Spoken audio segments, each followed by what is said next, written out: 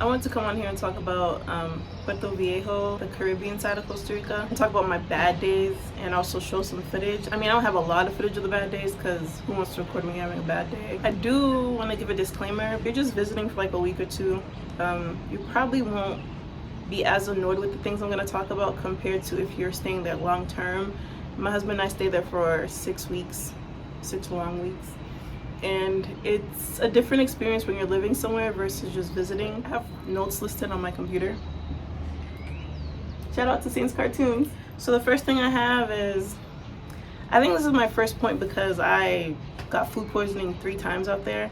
And it's, do not go to restaurants that aren't filled with people. What happens is when a restaurant is not like jam-packed with people, or like, you know, there's not a lot of people like coming and eating and leaving, coming, eating and leaving.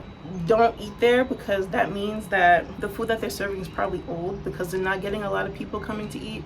So they're serving that food that they probably had from yesterday or like, you know, a few days before for you to eat. This is like something you should bring with you, or like something you should do to prepare, is bring a good rain jacket. The weather out there is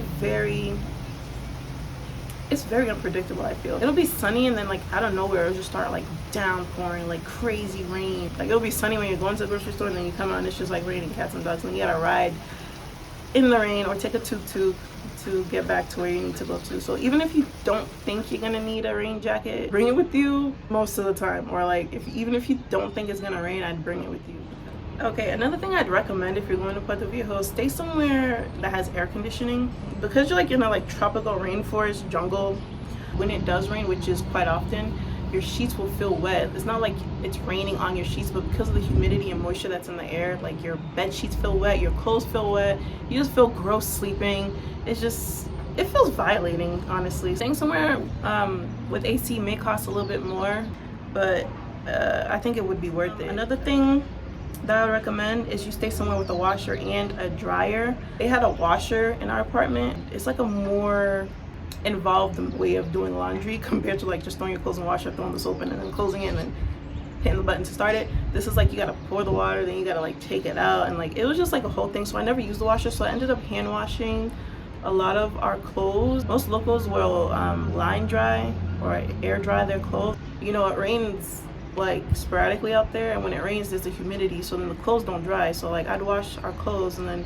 hang them up to dry, and then the next day they wouldn't be dry, they'd still be super wet, and then the next day they'd still be like damp, and then the next day they'd still be a little bit more damp, and then the next day it would finally dry. So after like 3 days of sitting there trying to dry, they smell really bad. It smells like ass, it smells like mold, it smells like shit. So then guess what you gotta do? You gotta rewash those freaking clothes that you just took forever hand washing, or you know, using the washer that they have. So then you gotta do that whole shit again, and then just for it to stink again. The people who do wash your clothes, like if you like ship it out, it does smell really good, and they do dry the clothes with the actual like washing machine dryer, and they fold it for you really nicely. Okay, because Puerto Viejo is not as developed as like San Jose or like the Pacific side of the country, the food, the transportation, the water, the electricity, and the Wi-Fi they have their challenges, like really bad challenges. For options for transportation, you have the walking, you have the riding the bike, you have the tuk-tuk, which can add up, or you could call for a driver, I guess, like a private driver or like a taxi or something. But there's no Ubers out there, so just delete your Uber app because there's none of those out there. For the food, because it's like a small beach town and it's not that developed, the restaurants that you see there is what you get, unless you go to Limon or like you go further out or something like that. The food on the Caribbean side is a lot better than food that I've had anywhere else in the country. Use like coconut milk to make the rice, and like they use they actually have sauce that comes with the meat, but it's still the same things you're gonna get all the time. It's the rice and beans. If you don't like rice and beans, you could buy some expensive ass pizza on that side, because that's pretty much what you're gonna get. Like if you don't want the rice and beans, spend more money and buy something like pizza or a burger, and it's not really gonna be that great, and it's gonna be super overpriced. The water and the electricity, sometimes they'll just shut off randomly. Like there was one afternoon, it was like super hot, and I just wanted to like kind of rinse off real quick and turn on the water, and the water was off for like hours. So I couldn't take a shower, couldn't wash my hands, couldn't flush the toilet. So, and then also with the electricity, sometimes there's just like power outages. So you like getting ready to do Netflix and chill, and there's no power. You're just sitting there in a blackout. And what can you do in a blackout? I mean, you could do some things, but you just kind of like turned off at that point, and then you just go to sleep. Wi-Fi out there is not that great. Some places it is stronger than other places, but most places it's not that good. So at our apartment, it wasn't that good. We couldn't even stream anything. We couldn't watch Netflix.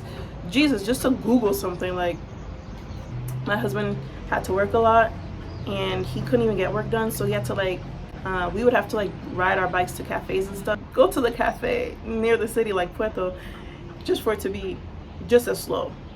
Go to another cafe, it's a little better, but still not that good. And on top of that, they close or you have to buy something. I think because it's so unpredictable out there, it stresses you out. Like these little things, when you're visiting, it's not that serious, but when you're living out there, it really weighs on you.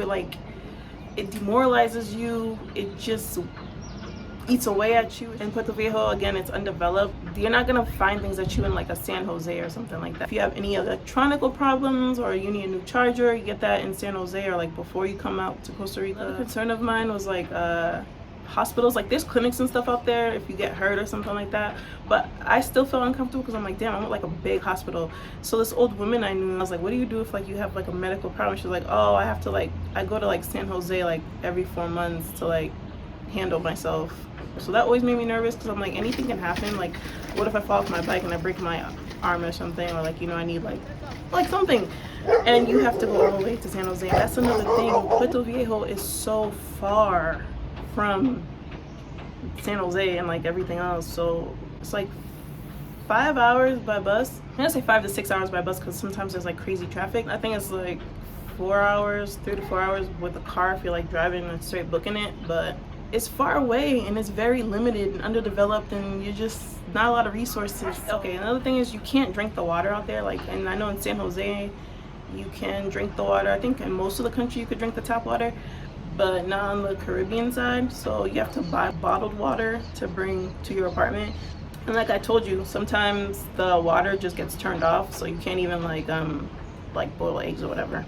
You might have to like go buy extra bottled water to make food with and like cook your rice and beans and stuff. And sometimes you might have to use the bottled water to wash your hands because the water is off and you can't use the tap water. Okay. Another thing you should know is to bring a lot of mosquito repellent and sunscreen. Bring a lot of that. It's crazy. Like after it rains, the mosquitoes are out there. Just bring a lot of that with you and a lot of sunscreen because the sun out there, when it's beaming, it's beaming. Also to the sunscreen and the mosquito repellent out there. Like anything summer related, sunglasses, mosquito repellent, sunscreen, a hat.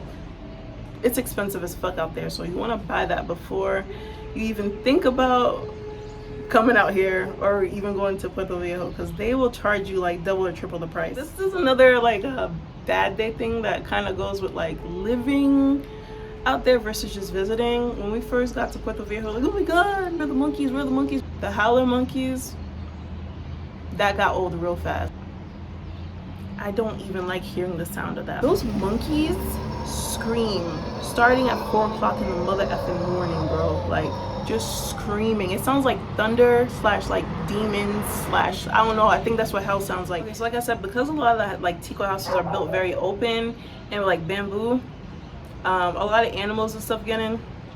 So like we saw a lot of lizards, geckos, huge roaches, huge grasshoppers that would be on our bed.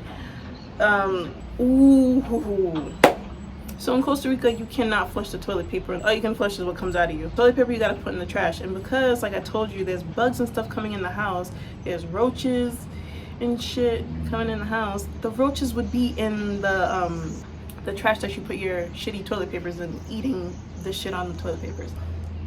When I tell you. And then when you gotta change the trash and you see those big roaches in the trash. Okay, another thing is because the lifestyle out there is very like Puerto Viejo. People are very relaxed and nonchalant, which is like a good thing. But it's also a bad thing when you want to go eat at a restaurant and you look up the hours online and they say they open at 9, and then you go into town at 9 and they're closed, and then you wait around till like 11 and they're still closed, and then you find out, oh yeah, they're not opening today, but the hours online said that they're open today.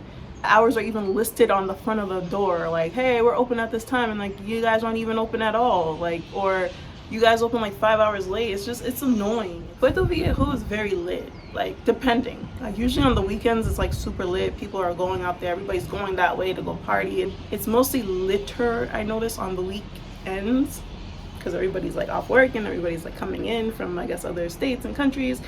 And yeah, that's the vibe down there. If you want to live somewhere like more mild and like quieter, I would say live near Playa Chiquita, because it's like way more chill.